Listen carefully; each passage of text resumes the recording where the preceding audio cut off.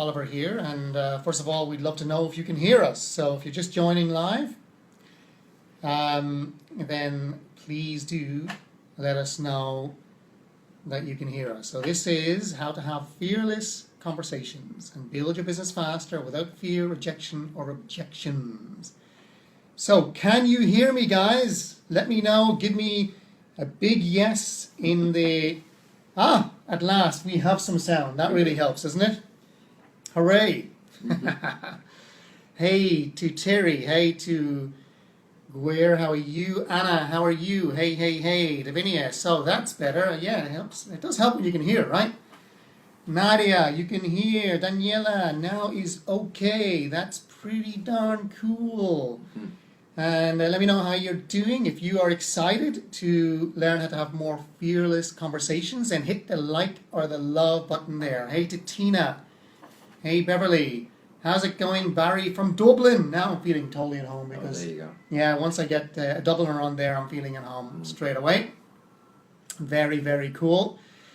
What would it be like to have the essential foundation of being able to talk fearlessly, connect fearlessly with anybody, anytime, any place, anywhere? How many people would agree this is it's the core of your network marketing business, right? I mean, you've got to talk to more people. You've got to connect with people. Every time I talk to even leaders who have established business and are stuck, I say, hey, are you doing the basics? Are you connecting with 5 people a day minimum? And in a lot of cases, they're saying no. So very cool. As you're joining live, this is Dave O'Connor. And for those who don't know me, I am a mindset expert to network marketers, to entrepreneurs, to success, a success coach to entrepreneurs worldwide. And I am the author of the best-selling book, How to Create the Mindset of a Network Marketing Champion, featuring the amazing Natalie Healy in that. I'm also the author of this CD program, How to Win the Inner Game of MLM. And let me tell you about Michael here. Michael Oliver, for those who don't know him, very happy that he's here. We just kind of said, I guess, Michael, we're just up the road from each other here in Vancouver. Not too far away. It's about time we kind of gave people, some of your amazing insights and amazing information. Because, Michael has been a top tier generic trainer in direct sales, in network marketing, for 19 years now. And, his breakthrough natural selling, sales training. And many people love that name, natural selling. Many people would love to be non-desperate, right, if that's even a way of describing it. And, just be so much more natural in their ability to communicate with people, to approach people, to connect with people, and not to come across as salesy, okay? Because that's what Michael specializes in. He uses a holistic, Socratic, conversational approach that creates instantaneous attraction and trust with the people that you interact with. So Michael has trained many 5, 6, and 7-figure earners in the industry, some of whom are ranked in the top 50 all-time income earners, okay? So you're in for a treat here. We're going to cover some really cool stuff as well. Just an FYI, Michael is also a certified trainer with the Chopra Center, Deepak Chopra, and he created and taught natural selling and the 7 spiritual laws of success. So, welcome, Michael. Thank you. Appreciate being here. Yes. It's a lovely Vancouver day. It's beautiful Vancouver. We love Vancouver. I mean, it's my favorite city in the world, I gotta say. So I'm glad to live here half the year. So let's talk about what is it that, in your opinion, why do you think so many network marketers drop out within the first year? 90%, according to Direct Selling Association, drop out of network marketing. Why is that? I think it's a number of factors. One of them being is that which is where my area of of interest and expertise is that they're taught to approach people in a certain way that is almost guaranteed to cause rejection or cause objections. And so consequently, after doing that 2 or 3 times, most people give up because it's not something that they really relish. And so consequently, they won't do it anymore. And that's why they drop out. And it's a mindset, and also it's an approach based on that mindset that causes this resistance from people that you talk with. So, absolutely, and just a shout out to my good mate Carl Cooley in Ireland. Now I'm totally feeling Irish because Carl and Barry are on the call. What I love about Michael's training, there's so much synergy between what we do. As you know, I help people to reprogram, rewire their mindset for success, and it's all about getting your mind to really work for you, getting your mind on your side. And as you know, so many people, and you've experienced this, I think, yourselves, but you know that your team, they can get so desperate, they can be so pushy.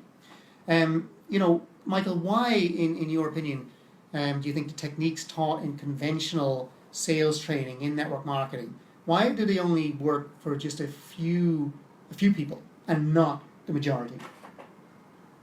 Well, it's my experience, and over the last 19 years, talking with so many people, training tens of thousands of people, is that the general approach, is to talk with people as soon as possible about your solution. Your solution can be, for example, a service, a product, or your business opportunity. Right.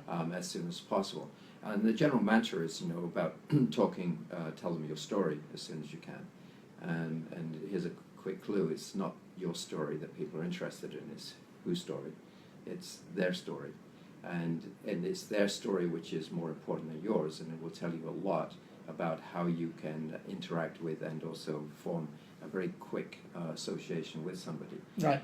So it's the way that most network marketers are taught to approach people, and they also approach with a mindset of attempting to, quote, recruit. I don't like that word recruit. I prefer the word enroll. Recruit tends to have a sort of a military feel to it. I'm going to recruit you now, right now. Yeah. It's not. Yeah. And it's true. And recruiting is more about, if you look at the two words, and words have a great energy. Yeah. Recruit or enroll.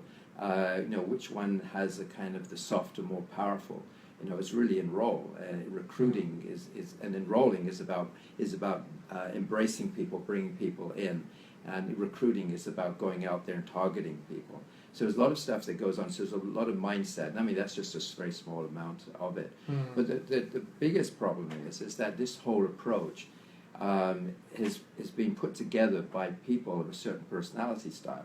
And they tend to be drivers, and to a certain extent, drivers, social people. Like an A-type person, just going after their goals no matter what. Not anything wrong with that, but it's just a small percentage of people who do that, right? Yeah. And so one of the reasons, in my experience, that most people fail in network marketing is that they're taught and think they have to do what these sort of more A-type personalities are telling them to do, and they can't do it because it doesn't fit their personality and style. And it's not as though the A guys are wrong in their approach, but I would say that they're incorrect in trying to make other people do it. And so what happens is that more people leave network marketing with less self-esteem than when they first joined in the first place. Right. Because they leave with a sense of failure. And to me, that's a tragedy. It's a total tragedy, because in my mind, network marketing is perhaps about the only thing that is available now for people to create the freedom that they want in this world, because there are no jobs. I mean, well, there are, but the jobs are going, and so consequently, it's a great sort of industry, if you like, or it's a great way. And I recognized that 19 years ago, and actually 18 years ago, because the first year I was a bit like most people. I didn't care for network marketing, so I rediscovered what it was all about, and that there's a way to approach people, and so this sort of, if you like, collection of people, which comprises probably 15 to 18% of the population, they're the ones who are driving the approach. And where I'm coming from is saying, why don't you stop doing that? Do it if you want, but give people a choice. Give people a choice that fits their own personality and style. And by the way, this approach, natural selling, will fit any personality and style. And so How many people would love to have an approach that fits any personality or style, not just one style, where it goes right across the full spectrum of personality styles? Wouldn't that be pretty cool? Because that's what it's all about. If that resonates with you, or if you're enjoying this so far, hit the like or the love button there. Please share this as well with your team. Welcome, Harvey Kent. You've just managed to get on, and hopefully you're hearing. By the way, you're hearing us. If you're hearing us loud and clear, by the way, guys, just let us know that as well, will you? Let us know that you're hearing us loud and clear. So the analogy is, if I just to complete that. Sorry. It's like this. It's like getting on an airplane, say from London to Vancouver, knowing that it's only got about a 90% chance of getting there. And the question is, would you get on it? And the answer is no, you wouldn't. You definitely wouldn't get on it, right? And so why are these techniques and these approaches still being taught, which are in effect designed to fail?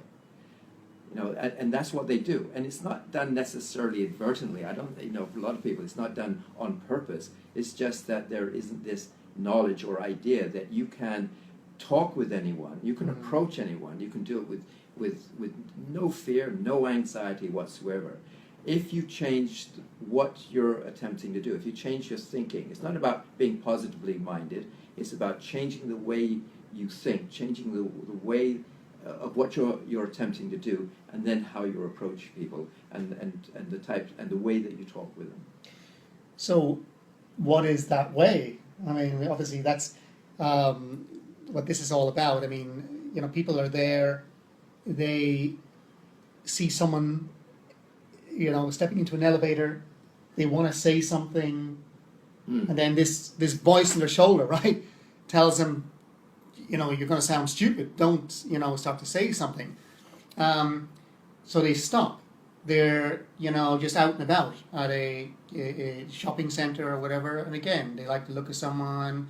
They want to strike up a conversation. But again, they talk themselves out of their greatness. And again, we've had this conversation because we both have the same approach on this. But it's really what their intention is and what's going on inside of their minds before they actually approach that person and have a conversation, right? Yeah, and to really understand it, it's not so much the mechanics of what you do. It's going back and peeling a few layers off first. So the first question is and I'm going to put to everyone on the call is and to answer this yourself, is what is the purpose of a business? Let's look at what it is you're doing. What is the purpose of your business? All right. And in workshops, when I ask that, I get two different sets of answers. People got a lot more wise nowadays, so they sort of tend more towards what I teach. But there's two different sets of answers. The first answer is about the purpose of a business is to make money, is to create self-fulfillment, look after the family, whatever it is, make a profit, right? And the second one is that it's about helping people solve their problems. Right. Okay, so it's really about understanding the purpose of business. And the purpose of a business is actually about helping other people solve their problems. And I'll prove that to you if you like, and it's very easy done. Because if someone doesn't have a problem that your product or service can solve for them, whether it's lack of money, lack of health, or whatever, is there any reason for them to do business with you? Yes or no? Well, of course not. No, there's none. Okay, so it's about purpose. It's about coming from a place of purpose, which is a holistic place, if you like. Is that the business is not about me, it's not about you, your business is not about you, it's about other people. And so if by doing that you can achieve what I call your objective, which is whatever your objective is to make money, lead a happier life, whatever it is you want to do. But most people lead with the idea that the purpose of the business is to get what it is that they want. That's the mindset. The mindset literally has to change in order to, if you like, understand how to approach people in a certain way and have them respond to you in a certain way. People are just mirroring what we're thinking and what we're saying. And so if we start thinking differently and we start saying things differently or asking questions in a certain way, people will mirror that back. What you give is what you get. And so the first foundation of natural selling, there are four principles, is that natural selling is about helping other people solve their problems. And that is a very much a foundational belief. So before we get into mechanics, because mechanics are dead easy after that, is understanding the thinking, the principles behind the mechanics, and we just touched on one of them. Right, and again, we were talking about this. You know, if you are not speaking to people, you know, you only speak to people when you feel emotionally in a good place. It's not something that you do spontaneously everywhere. It's more because you are coming across or think you're going to come across in a salesy kind of way. Let's talk a little bit about that. Well, okay, so most people, when they start talking with someone, they start talking with the objective of making a sale. All right, that's their objective, because that's what they either think what selling is all about, or they've been told to do that. The objective is to make a sale, which immediately causes fear and anxiety in most people, because what leads after that is potentially rejection. Because people aren't interested in listening to what you have to say and what you think is really good for them, and so on and so forth, unless it's in context with where they're coming from. And so the fear that comes up from that prevents people from talking with people. And this comes from, again, that objective. Now, if you change that and you start thinking in terms of, I'm not talking with this person to see if I can sell them something or get them into my business, but if I'm talking with this person to discover if they have the types of problems that I can help them solve, the energy starts changing. Right. All right. So you have a choice here. You can get up in the mornings and think to yourself, you know, I'd like to increase my business today. Okay, which is a focus on us, which is fine, because we have to achieve what it is we want to achieve. That's why we're on this earth, right? We do that. And then, but this is how most people think. They say, in order for me to do that, I have to go out and prospect as many people as possible and sign them up into my business. As opposed to saying, I must go out and talk with as many people as possible to discover if they have the types of problems that I might be able to help them solve. Because they pick this up, right? I mean, you know, people, they're very savvy. I mean, we're talking about energy. They pick up on energy. Yeah. I mean, my whole thing is the subconscious mind, right? Which is the 95% far greater, more powerful part of people's minds. And that's there, right, in everything that they do. Their physiology is 55% of what's going on. Their tone of voice is 38%. Their whole energy. The words are just 7%. So they know, right, if your objective is, as they're approaching you, I want to get a sale here. They know. In fact, if you actually do believe in the energy, that we are all energy, is that they know before you even talk with them. Right. I mean, just understand that. And so if you switch away from this, that it's all about me trying to get something for them, even when you're talking with someone who might need your product, who might be in desperate need for your business opportunity, your solution, you have to ask yourself, is my need for them to have it greater than their need to have it? And in most cases, you'll find that that's what happens, is that our needs, I'm talking about mine particularly, but our needs tend to be greater. So who becomes the needier person? Is it them or is it us? You know, so it's an interesting philosophical question. So the focus then is that if one can get into one's mind, it's not about us. Okay, that the foundational core is about discovering if other people have the types of problems that we can help them solve. Now we have the basis of the beginning of the fearless conversation, where we can talk with anyone. And it's a matter of, you know, how do you start a conversation? And that's that easy. There's loads of books written on that. The problem with those books is that the follow-up it's basically dive right into the sale. Right. They're diving into the sale too soon. So it's all very well having the great icebreakers, right? And they're all very cool and they all work very well. But it's what happens afterwards, right? They say the fortune is in the follow-up, but not if you are diving in to trying to make that sale too soon and going about it the wrong way. Well, how many people would like to be better at the follow-up, right, in the right way? If you do, give us a like or a love there. But the follow-up, the fortune is in the right follow-up. Well, yeah, it's like everything else. It's that we come up with these cliches, these words, you know, the fortune is in the follow-up, or the follow-up is important, which is true, but it depends on what the criteria is behind it, okay, or underneath it, as to whether someone's going to follow up or not. So if the criteria is based on that it's about me trying to sell someone or trying to persuade someone to do something, trying to get them to a meeting, to listen to a CD or a DVD, watch a DVD, or go to a website or whatever, which is really based on sort of us trying to persuade them to do that. The aspect of us following up is almost going to be zero. Why? Because we already know that they're resistant in the first place. So why would we go in for a second or third dose of kind of in-your-face resistance with a follow-up? And so the criteria, based on the normal way that people are taught to approach, is not really conducive to follow up. Now you change the criteria, okay? You change the reference from where you're coming from.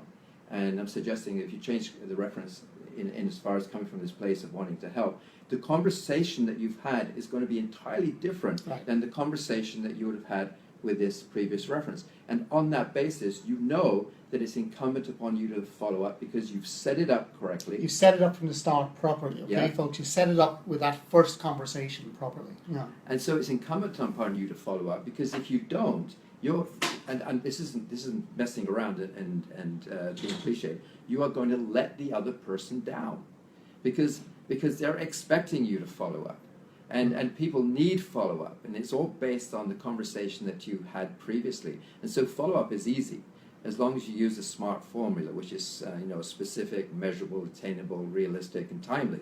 Okay, but all that falls into place if you change your criteria the way that you're talking with people. Cool. You'll know what that is? I do. You do? I think they do. Would they You like do. to know what that is? Would you like to know what that is? Give us a yes in the comments there, you guys. And if you're getting value from this, then again, hit the like or the love button. Even if you're listening to the recording of this, which a lot of people will be. Do you think we're going to have likes there? Yeah, we're getting there. Okay. We're getting there, all right. Should we reveal the secret? Reveal the secret, please. Reveal the secret. Okay. Do so now. Okay. Do it now. Do it now. Yeah. Okay, so it says, and it's all part of the thinking, is that, the question I would ask you is, what is your objective? When you talk with someone, what is your objective? Now, most people would say my objective is to do something, join my company, buy my product, that type of thing, or some form. It's always there, it's lurking, right? Which is fine, but you put that on the shelf. And your objective actually is threefold. Perhaps the biggest secret that Take down that these you 3 can reveal. points. So it's threefold. Your objective is when you start a conversation is to first discover if there is a difference between what they have and what they want. Okay, what they have and what they want. Now, if they have what they want, is there a problem? Do they have a problem? No, they might have other problems, but they have what they want. There's no problem. And be happy for them, because maybe what it is that you have to offer them, your solution, isn't going to be a fit for them. And that's okay, that's great. I mean, that's part of sort of the energy, and maybe you can learn from them. So the first thing is to find out, is there a problem? Do they have, more specifically, do they have the types of problems that your opportunity, your solution, will help them solve? And that's dead easy to find out. It's really easy to find out. I mean, you can ask a simple question such as, where do you live? And they'll tell you where they live. You ask them, how long they lived there, what brought them there, and you can follow up and say, if there is somewhere else you could live, entirely different place, would you live there if you could? And it's all part of just ordinary conversation. And if they say yes, you ask them, where would that be? And they'll tell you. And so you ask them, why aren't you living there already? Okay, and you start getting the degree of desire for them to go and live somewhere else. Now, if that desire is huge, you're going to get that. They'll tell you, you'll receive that. Now you understand and beginning to pick up there is a problem. There is a reason that they're living where they are and not living where they would like to be. And that could have something to do with money, could have to do with all sorts of things, but it could have something to do with how your solution can take care of that. And a little bit more conversation will reveal that. So it really is, That's the first thing. you're really listening. You're really, which most people are not doing, Yeah. right? They're not even, they're more interested in how they're sounding, how they're doing, but they're truly not tuning in, Yeah. right, to see, where does this person want to go in their life? And, can you bridge that gap then? Yeah. So let's do this then. Let's segue to the third natural selling principle.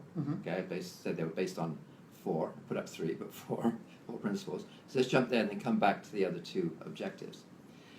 The third natural selling principle is this, is that natural selling is listening to what is being meant, not just what is being said, or you could say as well as what is being said. So natural selling is listening to what is being meant as well as what is being said. Now there are 2 key words in there, you probably pick them up. So I'll give you a second, just write them down if you like, or underline it, is that the 2 key words are, you got them, right? Yeah. What are they? What is meant? Meant and? What is being said. Said, okay. Meant and said. Now said is logical. Meant is emotional, it's personal, it's subjective. Said is logical, factual, and so on. So it's really a matter of listening to what people are saying and helping them develop to a deeper degree what is behind what they're saying. So, for example, if I was to ask you and say, so what would make a big difference in your life right now? What would make a big difference in your life right now? You could say, just to keep it simple, having more money. Okay? Now, most network marketers will jump right onto that and say, well, what if I could show you have more money? And that's now coming up with a solution too fast, which is the number 1 cause of rejection and objections. Listen to that carefully, guys. That's Okay. the number 1 cause of rejection, coming in too fast. Number 1 cause of rejection, number 1 cause of objections is either coming up with your solution or telling your story too soon. Again, it's not about you. It's not about your solution. It's about them. All right? And so I asked you the question, what would make a big difference? Say more money. Okay, if I jump in my solution, you're now going to start building up the barriers. And the barriers will get so high that now you have to learn objection handling skills to get over the barriers that you created in the first place. Which is crazy, isn't it? And it's totally crazy. I have no idea why conventional selling is still taught this way. Self-imposed barriers. We create them in the first place. It's absolutely mind-blowing. Or gobsmacking, as we say. Gobsmacking. That's right. Yeah. That's right. Okay, so and so what you're asking, in order what you have to ask now is the why question, or why questions, to get behind the what question, because the what, remember, is logical. Loads of people want more money, but they don't want solutions on them. They want understanding. They want you to listen to them. They want you to know that you're listening to them. And so you follow up with a why question, which could be as simple as, so what would having more money do for you? Right. And as soon as you open up that, you're now getting into their subjective territory, their subjective reality, all right? And their subjective reality is important to them, not your subjective reality, because the reason they want more money, or the reason you want more money, is entirely different. All the people on this call, it'd be entirely different. You might say the same things in the first question. By the time we get to the second, third question, you'll discover that there are much, much deeper reasons why you would like to have more money. And people will tell you. People are extraordinary. They will tell you things they don't even tell their closest friends or their neighbors or their family. Why? Because their neighbors and closest friends don't listen to them. Right. They're too busy thinking about what they want to say and so on. So listening is a real key component in this.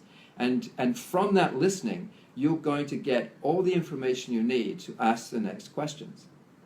Now, there are specific questions that you can ask. There are certain types of questions. And by now, you're gathering that this is if you like, a question type of exercise, not a persuasion exercise. And that's in the second principle. We'll talk about that in a moment, because I want to go back to the objectives. But that's basically sort of how this works. Listening is really perhaps the most key thing to master, and then know what you're listening for and how to listen. And this is what we teach, are those elements. Okay, so a lot of this is philosophy so far.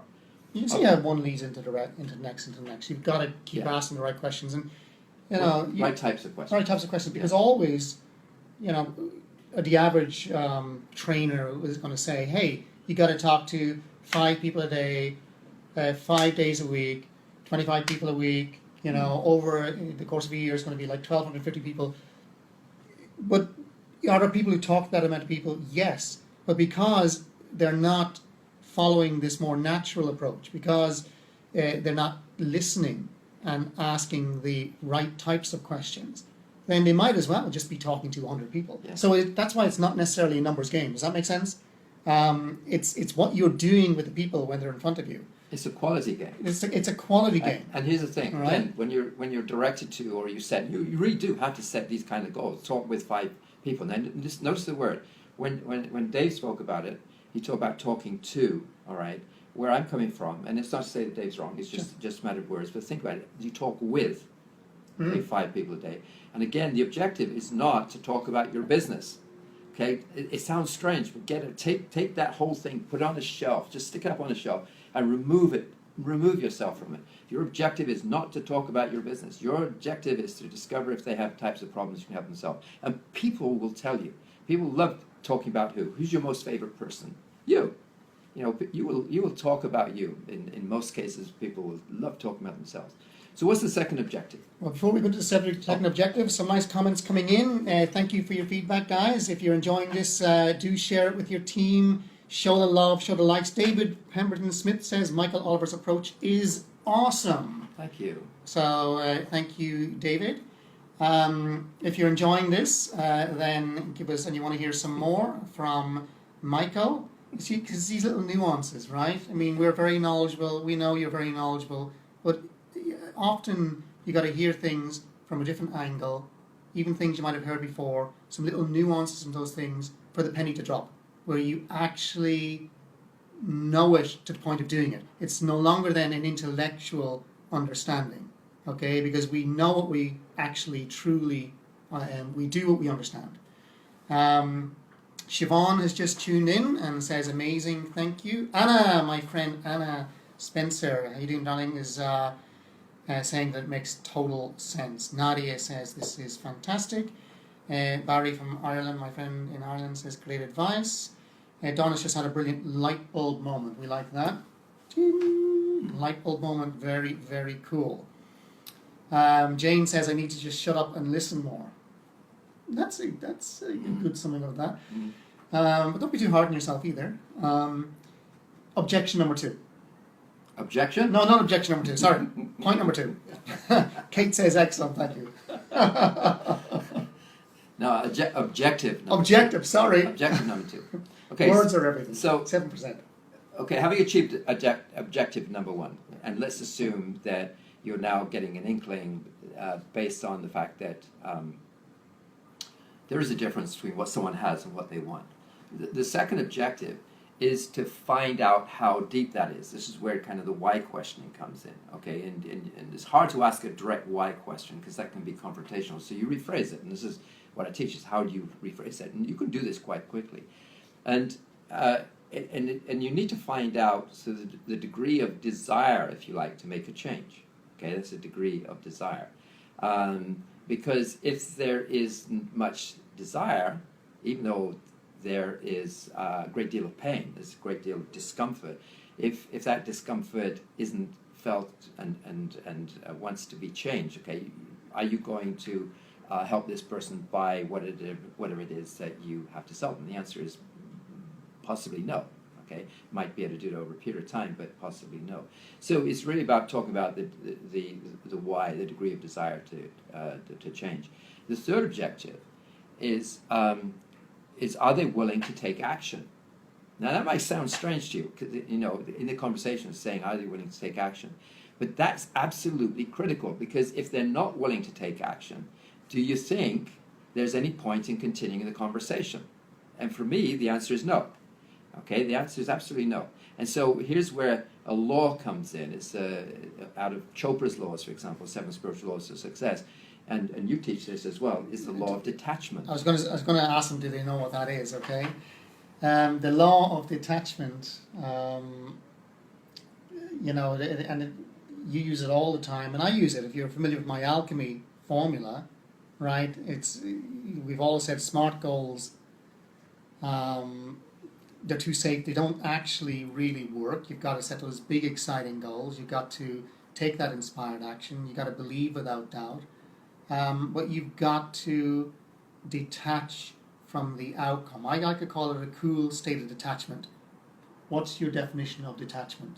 Well, there's a lot of good phrases I use. Enlightened detachment is literally letting go of everything, letting go of all your needs. Okay, the need to be right, I mean, would you rather be rich or right? You know, Would you rather be rich or right, guys? Put that your answer in the comments there. Rich or right? There you go. There are hundreds of needs that we have, and it's literally living in a state of not needing anything, just letting it go. You know, if you're in an argument with your other half, for example, you know, in your relationship, you know, you have to ask yourself, do I want to win this argument, or do I want to maintain the relationship? It doesn't matter. You know, men, leaving the toilet seat up, you know, whether you put it up, left it up, or put it down, and just say sorry, okay? I mean, it doesn't matter. It really doesn't matter. And so the needs understanding is about detachment. For those of you who meditate, for example, something I was taught at the Chopra Center when I first started meditating many years ago, about 16, 17 years ago, is about the law of intention, the law of detachment, letting go, and how those two work together. So, for example, the intention and desire to have something, so if you want a better life, more money, better relationships, whatever, is that before meditation is just to think about that and then detach from it. Just let it go. The reason you let it go is because there's a far greater energy which would take care of that. And as long as you're in tune with that, or progressively in tune with that, progressively in tune. Yeah, you will achieve that. And so this third objective then, just before we jump in there, again, if you're liking this or if you're loving it, then we want to hear from you and see the love button being pushed there. Do you have a great need to be loved, then, Dave? Yes, I think we all have a great need to be loved, don't we? But I think it's self-love, really, isn't it? Huh? It's self-love. And no, it's great because the reason why we get you, of course, to go backwards and forwards here is because it engages your mind. Okay, and in neuroscience, they've shown that the more you can engage, then the more you're actually priming your mind to move towards what it is that you're focusing on, what you want. Okay, so all of that is good. It's really, really helping to train your brain. Look at all those hearts. So that's why we love all those hearts. But Michael just mentioned meditation there. I mean, for many of you on this, you know that I build meditation into the blueprints that a lot of people listening to this will be familiar with. Because my mum, who's my hero, took me to transcendental meditation when I was 12 years old. Wow. Yeah, and I got hooked on it that fast. It was just amazing. So as you know, if you got your morning routine, then you're either listening to a blueprint, you're doing some form of meditation, you're setting that intention, but really it is a progressive connecting with that, and even just before you move on to that third objective, it's a trust, isn't it? I mean, you're trusting in this, that there is something greater taking care of business, in a sense. Well, taking care of everything. Yeah. Yeah, and a lot of that is to do with detachment. It's just letting go of all that. Letting go of your need to make money. There's lots of them. So that's. Can we go to the third one now? Yes. Okay. Go for it. Okay. So we've already gone to the third one, but the third one is really about discovering, their level of desire to take action. Action is really the key thing here. Now, this is really simple. I'll give you a couple of phrases, for example. Let's say you've gone through a natural selling conversation, all right, and you establish there's a problem. They've spoken about the depth of it, and there's and the discomfort that they feel, and so on. So you phrase it like this. You say, so let me ask you a question then. If there is a way, not if I could show you. The moment you say if I could show you, bang, you're into sales, all right? And you use this phrase. It's a very neutral phrase. And most of the phrases and questions that you ask are extremely neutral, at the same time are very powerful, much more powerful than the standard selling stuff that is taught. So you say, let me ask you this. If there was a way you could change, if there's a way you could actually get what it is that you said that you wanted, no longer have to deal with that other stuff, would you do it if the right thing came along? And they can only give you one of three answers. And it's yes, maybe, or no. That's all they can give you, yes, maybe, or no. If they say no, then you you just bow out. You say, well, but you bow out gracefully. You say, well, the reason I was asking is that I might know of something that could help you do that, and if you should ever change your mind or become interested, I'd love to leave you my number or give you my card or whatever it is, okay? And so you planted a seed there. If they say yes, you basically say the same thing. Well, the reason I'm asking is that I might know of something that will allow you to do that. And if you're interested, I'd be happy to share that with you. And you can do that day in, day out. Just repeat. That's your point. That's your pivotal point as to the final question that you ask. And after you've asked that, as I said, they can say no, yes, or maybe. Yes and maybe you treat the same way. And if they go no, that's fine. You just bow out.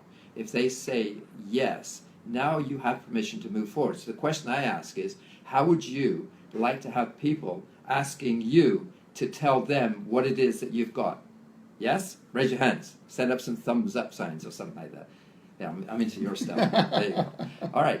That's how you go about that, is to have people asking you to tell them what it is you have, your solution, right?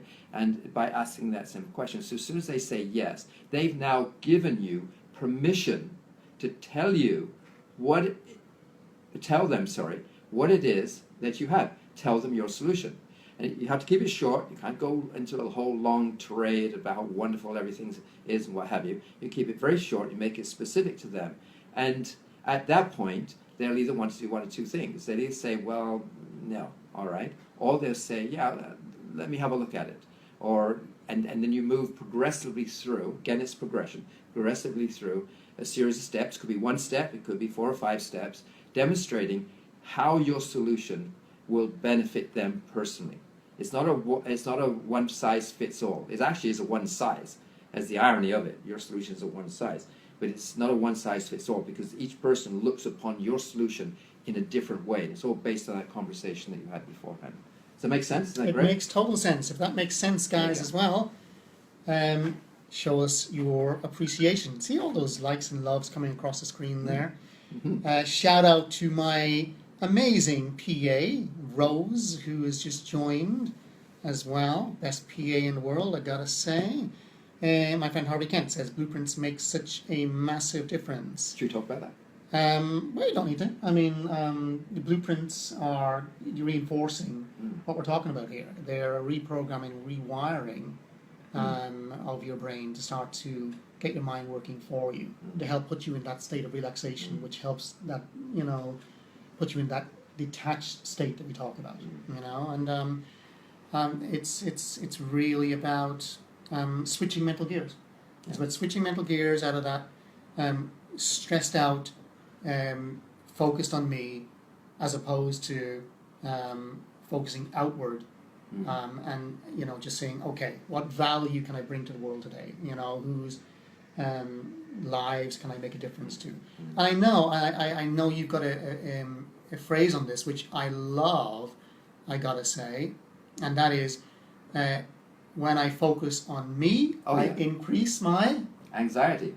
And when I focus on you, I decrease my anxiety. Write down that point, guys. When I focus on me, I increase my anxiety. When I focus on you, I decrease my anxiety. Talk a little bit about that. Well, in the context of talking with people about our solutions, selling, whatever, is that when the focus is on me to create something, make a sale, to be able to make quota, that type of thing, right?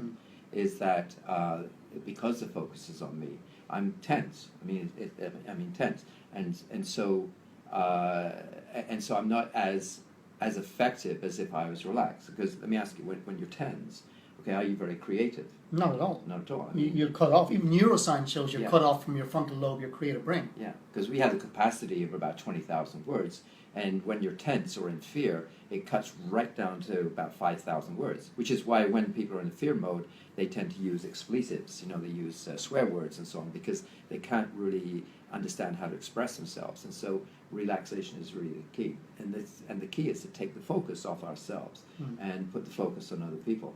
And when you ask questions, so let's look at the second principle, is that natural selling is asking the right types of questions at the right time. So it's not about questions, it's about types of questions, which is what I teach. So it's asking the right types of questions at the right time. Is that what that does is take the focus off of us and puts it onto other people. And questions are important. Questions are extremely important because questions involve people. Telling does not. Presenting does not. Questions involve. I'm doing a little bit of presenting and telling right now. People don't like being told what to do. No, they don't. No. They don't like being told what to do. No. Even if they ask, they say, it's strange. Yeah. Even if they don't. Winston Churchill once said, I hate being told, but I love to learn. And the way people learn is you help them learn. As Francis Warner, my meditation coach, once said to me, is that all you're doing is bringing out from people what they already know, and bringing out sort of what they know but what they don't know. You're surfacing that. And so questions involve people. Questions engage people. Telling does not. And we're taught, in life not to ask questions because it's rude. And it's totally the opposite. What do kids do? Kids ask questions. Okay. So what are we taught? So the first 2 years of our life, we're taught to what? Two things. We're taught to sit down. We're taught to walk and to talk, right? And then the rest of our lives we're taught to shut up and sit down. Right. Yeah. So I was way ahead of myself there, and popped out of the present moment. But yeah, but questions are the key. Questions are really the answer to selling, to effective selling, and to help you discover what it is that people want. Because what they'll do is they'll paint a picture. They'll paint a picture of who they are, what they are, where they're coming from, their history, the present moment, what they like, and so on. And you get the privilege of seeing that picture. And you'll never see their picture fully because their picture is internally embedded. But you get to see a much, much clearer picture. And here's the other thing. Your questions, aren't just for you. They're for the other person. You're asking them the types of questions that they would have asked themselves if they had known what to ask in the first place. The only reason they're in this pickle right now of whatever it is they're in, all right, is because they never knew what questions to ask. Speaking of questions, if you are getting value from this and enjoying this, then show the like, love, even share it. Jane Williams says, I love that. I hate being told, but I love to learn. Jenny Howard says, I switch off if I'm being told what to do. It's too bossy for me. And a lot of people, would subscribe to that way of thinking. When I was talking about blueprints earlier, I was referring to more of a structured blueprint insofar as in natural selling. I'll share with you very briefly. There are 5 stages in a conversation. There's the connecting stage, the discovering stage, the transition stage. Remember that stage where I said, if there was a way you could change that, would you? All right, that's the transition stage. There is the presentation stage, which can be a big presentation, series of mini presentations, and then there's the committing stage. And the presentation stage and the committing stage sort of tend to fall within each other. Give us those 5 again, just for people to write them down. And then think in terms of which one do you think is the most important, okay? Got the connecting stage. Connecting stage. The discovering stage. Discovering stage. Transitioning stage. Transitioning stage. Presenting stage. And committing stage. Now, which one of those is the most important? Anybody want to give a go at that? Type that in. Go on. It's a bit. Is a delayed reaction, so you'll have to. You'll have to hook them on that and then tell them something else. All right. We'll give it to you now. It's the discovering stage. Okay. It's not the closing. I don't use the word closing. It's not the committing stage. It's not anything else. It's a discovering stage because that's where both of you set the criteria. That's where you discover if there's a problem to be solved, the degree of discomfort, and whether that person will do anything about it. That's where it's all done. That's, if you want to put it into normal terms, that's where it's sold. That exactly where it's sold. It's not sold on the presenting or the committing stage. It's but of course, right some people there. are saying here connecting, which is of course important as well to be able to connect in the first place too. Yeah. So just take that in because that is the most important stage. Connecting is dead easy. You can connect with anyone, anywhere, anytime. Easy when you know how. Yeah, and then within that, it's true when you know how. But within that discovering stage, there are 7 different types of questions, right? 7 different types that you can learn. And it's the types of questions. Once you've learned that, all the questions just fall into place because you'll know what to ask. You don't have to use all of them, but there are 7 different types of questions. So that's the blueprint structure, as it were. Very cool. Very, very cool. So I hope you have been enjoying this. This is Michael's best-selling book, How to Sell, which is what this conversation is based on, how to sell network marketing without fear, anxiety, or losing your friends. How many friends have you lost, okay? Because you don't know how to ask the right types of questions at the right time, because you don't know how to connect and then, of course, discover as well. I think that's huge, don't you? Davinia just wants to ask very quickly, what was the 5 again? Go ahead. Connecting, discovering, transitioning, presenting, and committing. So, and committing, of course, is fascinating, because if you were to ask, I'm just saying it as a word, I mean, not in the context of what we're talking about here, but it just springs to mind.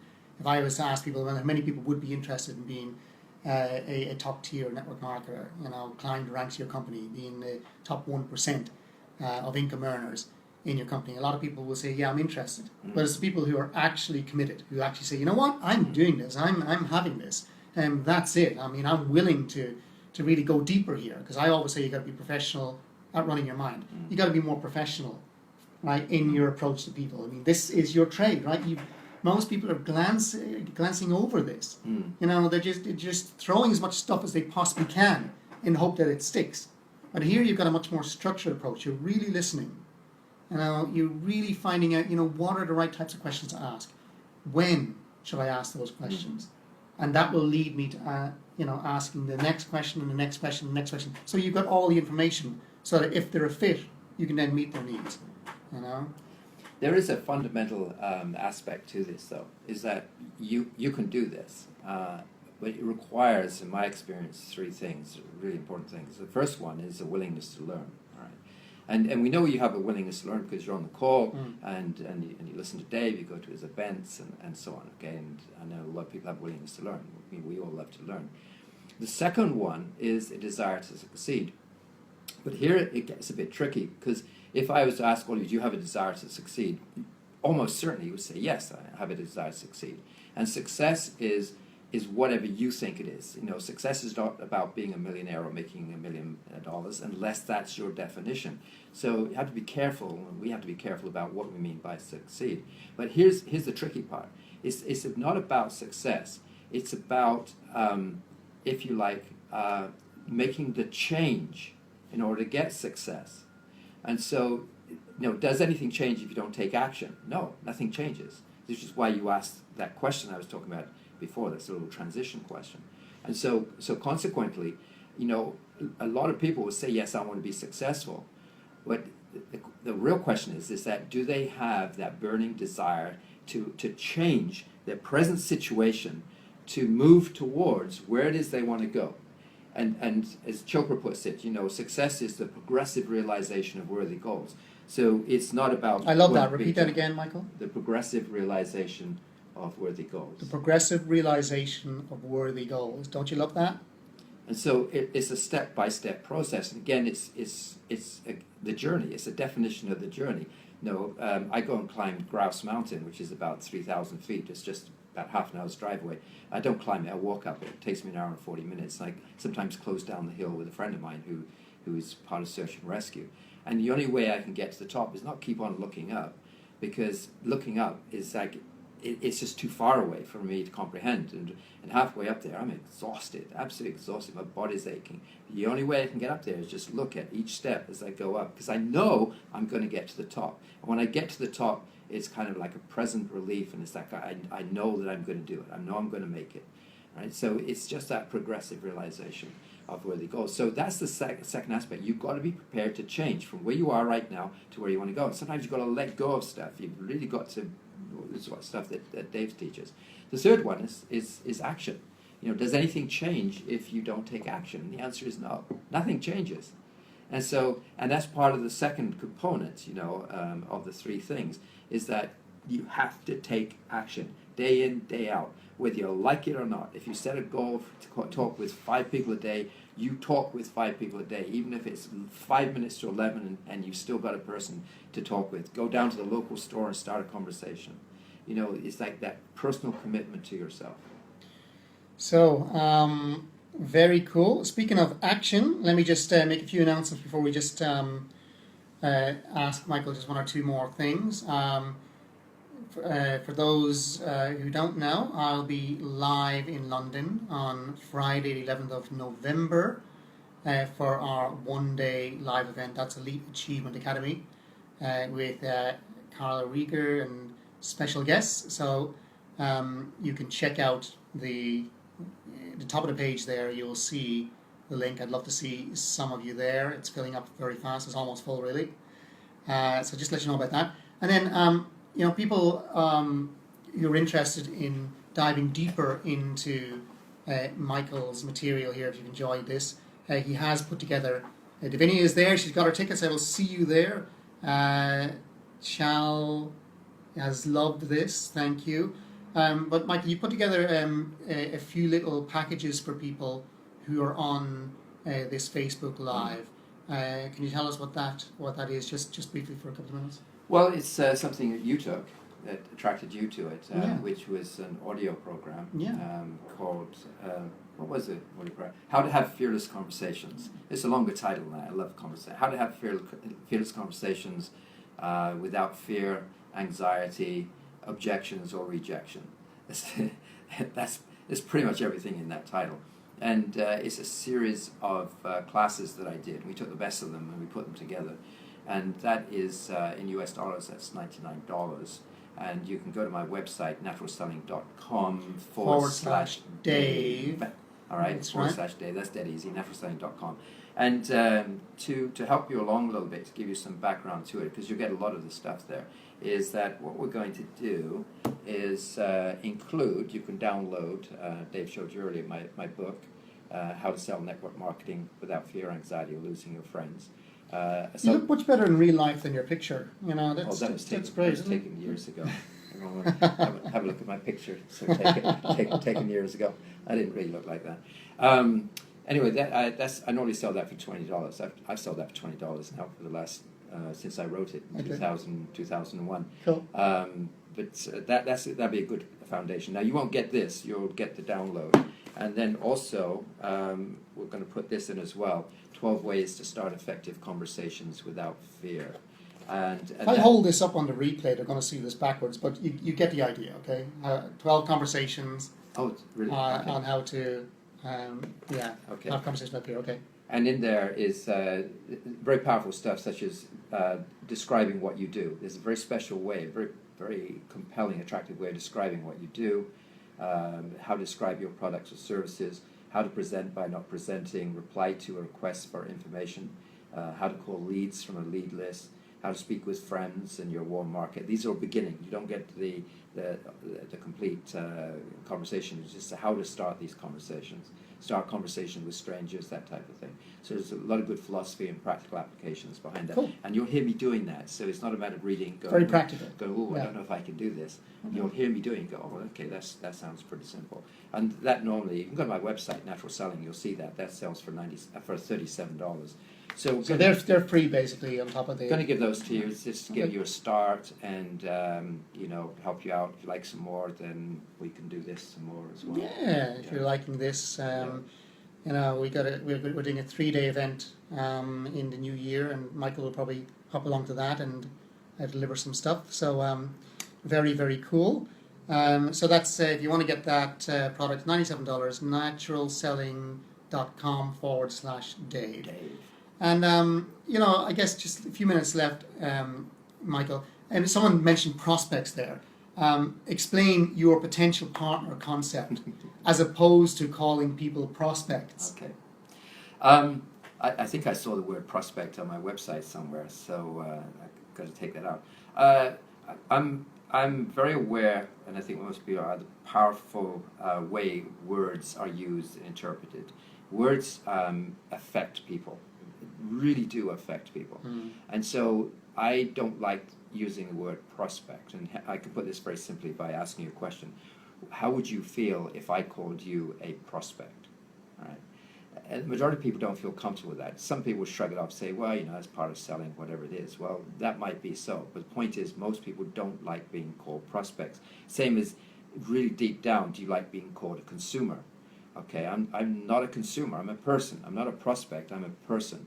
And so sometimes we can change these words into something else. Or here's another one, recruiting people. We had that earlier, change it to enroll people. Okay, so you can change the word prospect to prospective customer or prospective partner or potential customer, potential partner. And start thinking in those terms because it's what you say, okay, the words that come out of your mouth are a reflection of what you think. You cannot escape that. It's absolutely impossible to escape that because everything starts with a thought, everything. And so be aware of what you're thinking and what you're saying. And as you're saying these things, you start thinking some of the words you're using, then you can start rethinking what it is that you need to say, and you can correct yourself if you want to correct yourself. I'm suggesting to you that there's no right or wrong in this. It's just that it will help you to become more centered, to relate to people better, and perhaps relate better to yourself as well. So these words are a reflection of your thoughts. Be very, very careful of the words that you use. Yeah, and they all have a vibration. They all have an energy, which is what this is all about, okay? It really is about creating a different type of energy. And I've always said, Michael, a huge part of what I do is learning how to manage your state, learning how to master your state, because in any negotiation situation, then, either you're going to join their map of the world or they're going to join your map of the world, okay? And if they're more committed to their stressed out, negative state than you are to your positive state, then that's going to engulf you, okay? And that's going to win out. So it's all energy. It's all energy. So again, we're about a couple of minutes away from ending this interview. I hope you've enjoyed it. If you have enjoyed it, share it. Please do share it with your team. Show the like or the love. Barry from Dublin has ran out of ink. So what you got to do is draw blood now, Barry, okay? And then, just write the remainder in blood. Or use a pencil. Have you got a pencil? Are they still around? Okay. Yeah. They are? Okay. Can I say something?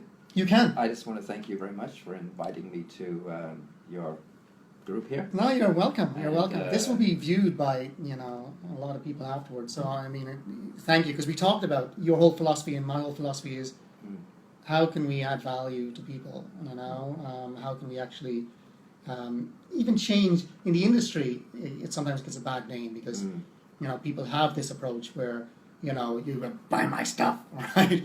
And they get desperate. And, I think this is an approach that really can, in the industry as a whole, can bring up the standard of the industry. And I think you've said as well, Michael, don't be afraid to go slow to go fast. Just explain what your thoughts are on that. Well, we move at such a fast speed nowadays, and the best idea is to slow down. What you'll find is that slow down and you'll achieve more. Some people say, well, asking questions takes a little longer, doesn't it? So yeah, of course it can do, but that's how you develop and create and maintain relationships. You want to rush through things and just hope something sticks, like throwing spaghetti at a wall, or do you want or do you want to move through slowly and maintain relationships so you have a number of people in your pipeline that you're talking with that you're potentially helping? And you do that for a couple of months, and you find you've got a lot of people progressively again moving through your program with you. And so don't rush it. First conversation. Who said, for example, that you had to get an answer to whether they're prepared to make a change or not? You don't have to do that. You can, especially with friends, you can talk with friends and find out how they're doing, and maybe it comes up, 2 or 3 conversations later. Just ease into it. What's more important, your friendship or getting them into your business? Obviously the answer is for most of us are getting them into our business. Just kidding. Just kidding. and sort of really sort of take action. Can I just read this? Yeah, Okay, by all means. It's something that came. This is not mine. I just adapt a little bit. And just let you know, people have loved this. Harvey Kent says, great value, going to study, reply, and promote into the team. Thank you. Davinia says, amazing. Thank you. Jay says, it's great information to think about. John Collins says, to move forward, you need to take the first step. Absolutely, John. And he also has awesome information. So yeah, please do read out that. It's something I just found and I altered a little bit. So, the trick to harnessing the power of mindset mastery, which is what Dave does, lies in mastering the basic skills you need to transform knowledge into action. That's common sense. We know that, okay? But here's a clue, is that your body has to chemically and cellularly experience what your mind knows in order to turn a new thought into a behavior. And this is the process of doing it. How do you turn that rethinking manifest it into sort of actuality, make it work for you? And the way to do that is to be able to get into the mind, see in the mind, and look through the eyes of your potential customers, your potential partners, to build values. And it's all about their values, which might or might not coincide with yours. It's irrelevant, but it's about their values, and help them buy your solutions without any pressure or friction that is usually a result of conventional selling.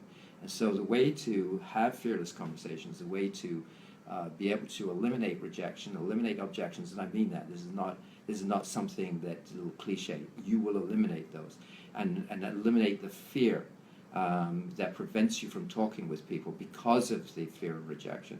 To do all of that is to just learn how to do this, practice it progressively, slowly, and you'll find changes will happen quite quickly.